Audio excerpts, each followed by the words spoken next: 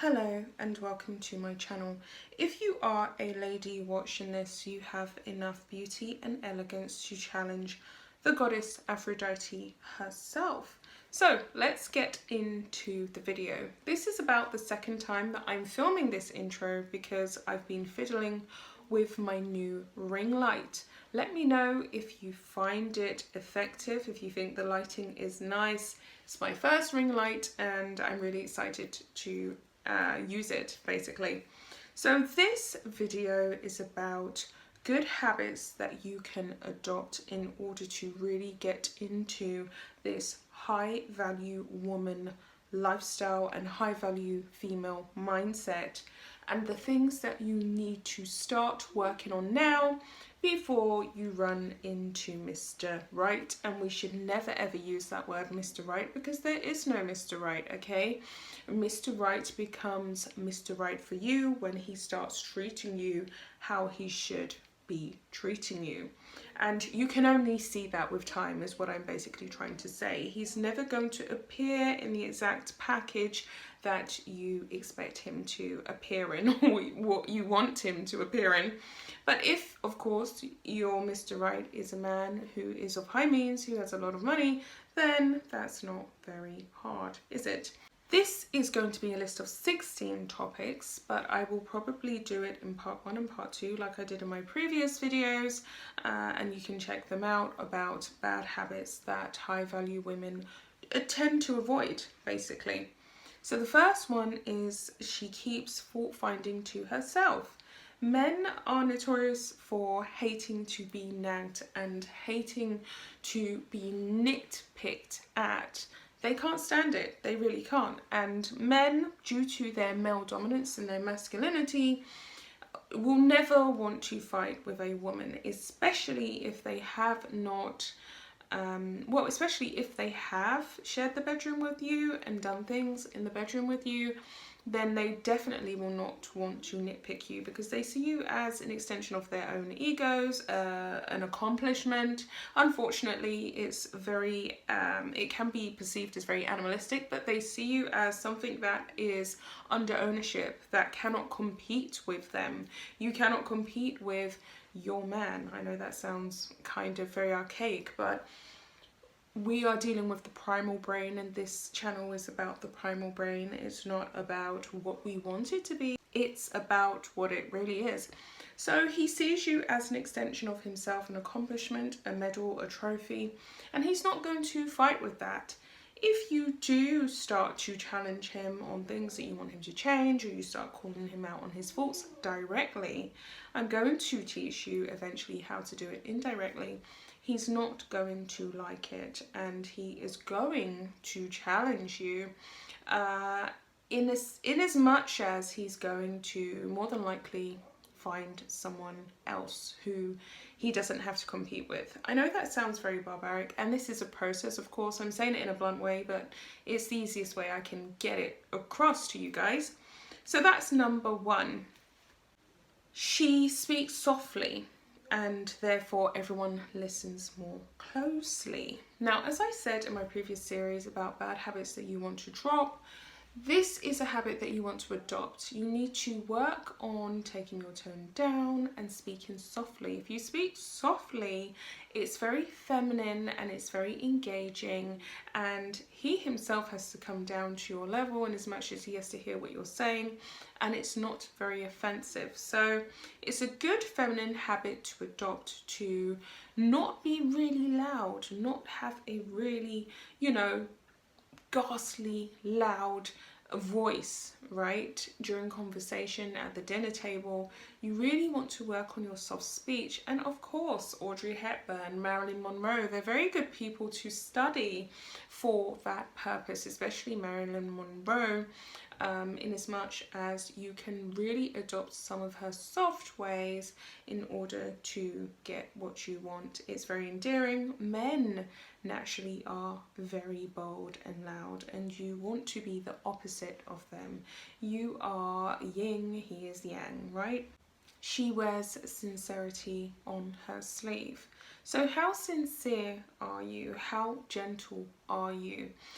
You don't want to be appearing as though you are trying to be fake when you adopt this lifestyle. That's why it's very important that when you start out down this path, you are doing it way before you actually start dating him and meeting guys and building up this Rochester of guys that could be potentials for you to marry and to have a long-term relationship with, or to get sugar from, right? So you want to be able to have this persona down, okay? And not just have it as a persona, you want it to be who you really are, and you can work towards that, and that's what this channel is about. That's what all this information is about. Another key tip, which I know is going to be sounding very archaic and rather preposterous, is that she hides her anger while others burst out.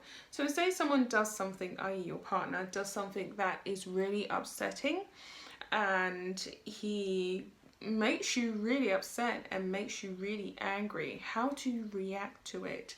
I've been in a situation like that in the past with a family member who's really irritated me, but as I started adopting this feminine lifestyle, I started working on how I express my anger.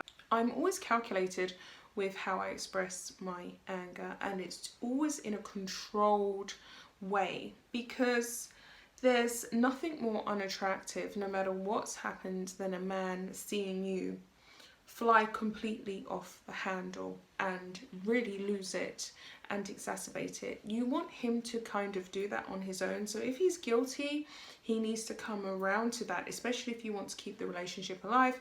And there's so much more content that I'm going to go into about managing your emotions, managing your expectations. And obviously you will, in your mind, you're thinking, well, say he cheated, or say he done this, or say he done that.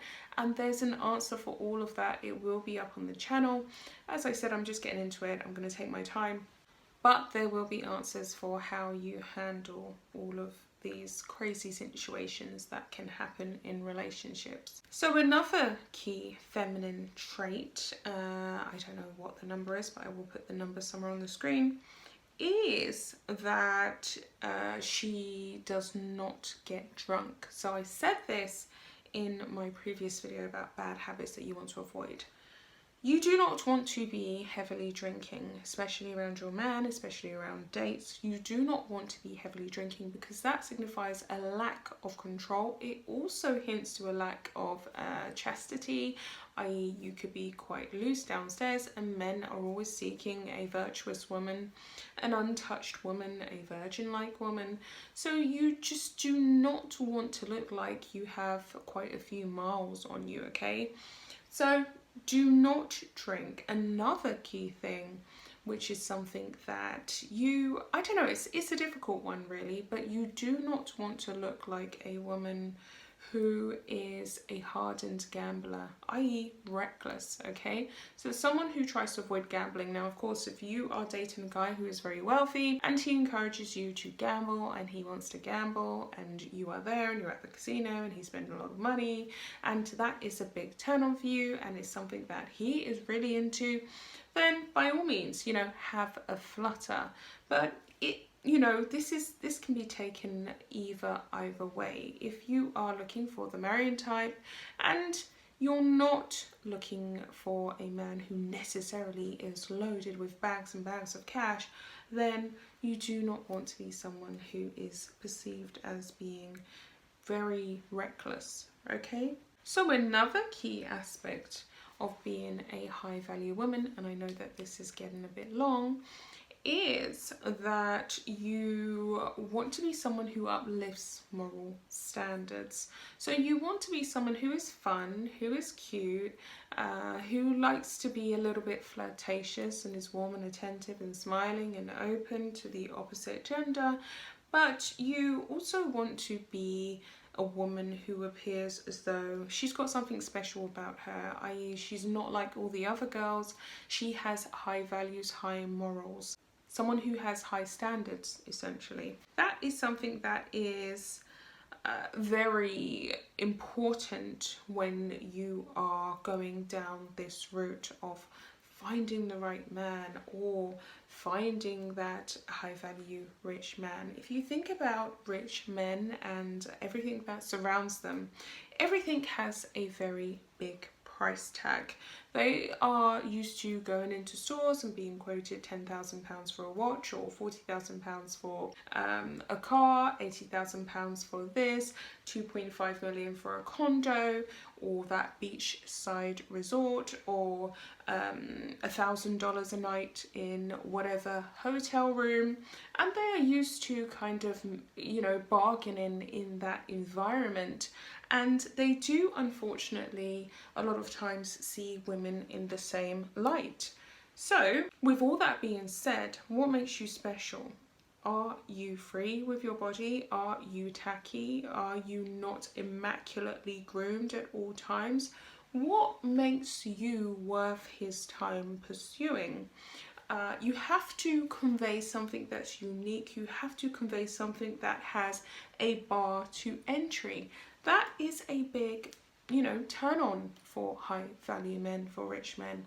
That's the type of language that they speak, whether you realize it or not. As a woman, men do think in different ways to us, so you have to always keep that in mind. Another high value trait for high value women, but this is going a bit ahead because obviously we're still in the dating part of this channel. I would also like to talk about love and marriage and stuff like that on this channel eventually, is that a lot of women kind of are very confused about what it takes to maintain a marriage and maintain relations before they actually get there. So another high value trait, and of course this doesn't apply if you're a lady who's just in the dating phase, you want to avoid this, but understands that intimate relations are really something that is what the man has earned when you guys are married, okay? So there's a lot of bedroom activity that you have to, of course, understand comes with the territory when you become married. Now, on the other hand, a woman who is in the dating market has to understand that that activity is strictly for marriage, okay? And you want to start practicing that, even if you have already visited the bedroom with previous guys you've dated. That's null and void. From today onwards, you're not doing that anymore. You are not. And it's definitely, if you're looking for a long-term relationship, not going to get you a long-term relationship. It's not going to get you married. It's not going to get you engaged. So you really want to understand and separate. As long as you do not have a wedding ring on your finger, you should not be engaging in any of that kind of activity. I'm going to pause the video and stop it here, and I will be doing a part 2. So until next time, take care guys, and I'll be back with another one. Bye.